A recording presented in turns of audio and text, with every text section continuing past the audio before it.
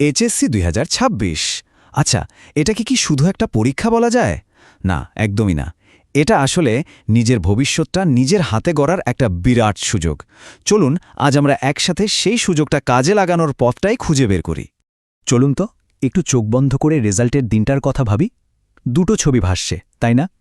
একটা ছবিতে মাথা নিচু করে একদম চুপচাপ বসে থাকা, আর মনে মনে একটাই আফসোস, ইস, আর একটু যদি চেষ্টা করতাম। আর অন্য ছবিটা, সেখানে চোখে আনন্দের জল আর মনে একটা অসাধারণ প্রাপ্তির অনুভূতি।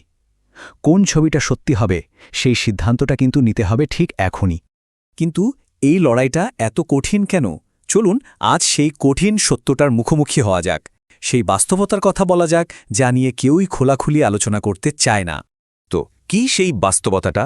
দেখুন, বইয়ের সিলেবাসের বাইরেও কিন্তু একটা বিরাট যুদ্ধ আছে, একটা লড়াই যা প্রত্যেকটা স্টুডেন্টকে লড়তে হয় একদম একা। কিসের সেই লড়াই? এই বাধাগুলো কিন্তু আমাদের সবারই চেনা। ঠিক করা হলো রাত জেগে পড়ব, কিন্তু দেখা গেল ঘন্টার পর ঘন্টা চলে যাচ্ছে মোবাইল স্ক্রল করতে করতে। কিংবা ধরুন বিশাল সিলেবাসের দিকে তাকালেই কেমন যেন একটা ভয় এসে ভর করে। আবার বন্ধুর দারুণ প্রস্তুতি দেখলে নিজেকে খুব ছোট মনে হয়। বিশ্বাস করুন, এই অনুভূতিগুলো কিন্তু একার নয়, একদমই না। আর সোশ্যাল মিডিয়া খুললেই তো মনে হয় সবাই কত আত্মবিশ্বাসী, তাই না? সবাই পোস্ট দিচ্ছে দিনে 10 ঘন্টা পড়ছি, কিন্তু পর্দার পেছনের সত্যিটা কি জানেন? সত্যিটা হলো সবাই ভয় পাচ্ছে, সবার মধ্যেই টেনশন কাজ করছে। এই লড়াইয়ে আসলেই কেউ একা নয়। তাহলে পার্থক্যটা গড়ে দেয় কে? পার্থক্যটা খুব সামান্য, কিন্তু অসংখ্য জরুরি। কেউই ভয়ে থেমে যায়, আর কেউ এই ভয়টাকে সাথে নিয়েই সামনে এগোতে থাকে। আর জেনে রাখুন, সাফল্য আর ব্যর্থতার মধ্যে মূল পার্থক্যটা কিন্তু এখানেই। আচ্ছা, অনেক তো কঠিন কথা হলো, এবার একটু আশার কথা শোনা যাক। এমন একজনের গল্প বলবো যার জয়টা চোখে আঙুল দিয়ে দেখিয়ে দেয় যে চেষ্টা করলে সব কিছুই সম্ভব। গল্পটা এমন এক শিক্ষার্থীর, যে ছিল আমাদের মতোই খুব সাধারণ, মানে জন্ম থেকে জিনিয়াস, ব্যাপারটা তেমন কিছুই না। শুরুটা ছিল আর 10 জনের মতোই।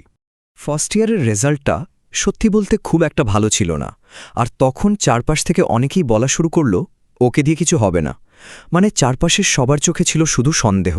কিন্তু সেই শিক্ষার্থী কি ভেঙে পড়েছিল? না, এক ফোঁটাও কাঁদেনি সে। বরং একদম চুপচাপ নিজের জন্য একটা প্ল্যান তৈরি করে ফেলল। আবেগকে একপাশে সরিয়ে রেখে সে যুক্তি দিয়ে ভাবা শুরু করল। আর তার প্ল্যানটা কি ছিল জানেন? খুবই সাধারণ কিন্তু দারুণ কাজের। প্রতিদিন মন দিয়ে 6 ঘন্টা পড়াশোনা, মোবাইল ব্যবহার নামিয়ে আনা মাত্র 2 ঘন্টায়। আর প্রতিদিন রিভিশন। দেখুন, এখানে কিন্তু কোনো জাদু ছিল না, ছিল শুধু একটানা লেগে থাকা, মানে ধারাবাহিক পরিশ্রম। আর এই যে দিনের পর দিন কঠিন পরিশ্রম আর নিয়ম মেনে চলা, এর ফল কি হলো? ফাইনাল রেজাল্ট এলো জিপিএ 5। এটা কি প্রমাণ করে? এটাই যে সঠিক একটা প্ল্যান আর লেগে থাকার মানসিকতা থাকলে যে কোনো অসাধারণ ফল করা সম্ভব। এই গল্পটা তো ছিল অনুপ্রেরণার জন্য। তো এখন চলুন নিজেদের বিজয়ের জন্য একটা নকশা তৈরি করা যাক, একটা অ্যাকশন প্ল্যান।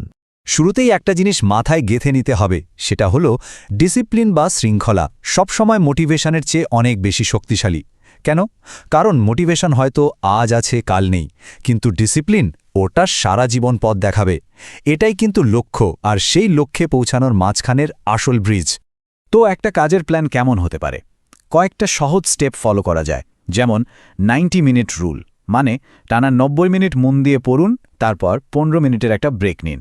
এরপর যা পড়লেন সেটা মনে রাখার জন্য বইটা বন্ধ করে নিজেকে প্রশ্ন করুন। এটাকে বলে অ্যাক্টিভ রিকল। দারুণ কার্যকর একটা টেকনিক। প্রতি শুক্রবার একটা মডেল টেস্ট দিন, তাহলে নিজের অগ্রগতিটা বোঝা যাবে। আর হ্যাঁ, যে সাবজেক্টটা সবচেয়ে কঠিন লাগে বা ভয় লাগে সেটা দিয়েই দিনটা শুরু করুন। ভয়কে জয় করার এটাই সেরা উপায়। সবশেষে রোজ রাতে ঘুমানোর আগে মাত্র 20 মিনিট রাখুন রিভিশনের জন্য। বিশ্বাস করুন, এই ছোট ছোট অভ্যাসগুলোই একদিন বিশাল পরিবর্তন আনবে। পরিকল্পনা তো রেডি, কিন্তু সবচেয়ে কঠিন আর সবচেয়ে জরুরি কাজটা কি? শুরু করা। তাই আর দেরি কেন? শুরুটা হোক আজ রাত থেকেই। এই কথাটা একদম মনের ভেতর গেঁথে ফেলুন। প্রতিযোগিতাটা অন্য কারোর সাথে নয়, আসল প্রতিযোগিতাটা হলো গতকালকে নিজের সাথে। লক্ষ্যটা হোক প্রতিদিন মাত্র 1% বেটার হওয়া। মাত্র 1%। শুনতে খুব সামান্য মনে হচ্ছে, তাই না? কিন্তু 1 বছর পর হিসেব করলে দেখা যাবে একটা আমূল পরিবর্তন ঘটে গেছে। ছোট ছোট স্টেপই কিন্তু বড় বদলের জন্ম দেয়। আর নিজেকে বারবার এই কথাটা মনে করিয়ে দিতে হবে, আজ যদি না করি কালকে আফসোস করতে হবে। একদম প্রথম স্লাইডের সেই আফসোসের ছবিটার কথা মনে আছে তো? একটা কথা মনে রাখতে হবে, এইচএসসি পরীক্ষা কাউকে হারাতে পারে না, যতক্ষণ না সে নিজে থেকে হেরে যায়। নিজের ভাগ্যটা কিন্তু নিজেরই হাতে।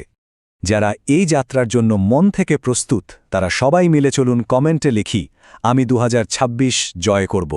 এই প্রতিজ্ঞাটা হোক নিজের কাছে আর সবার কাছে। চলুন বিজয় যাত্রাটা শুরু করা যাক। এই ভিডিওটা 3 জন বন্ধুকে পাঠাও আর এমন শক্ত মোটিভেশন পেতে চ্যানেলটি সাবস্ক্রাইব করো।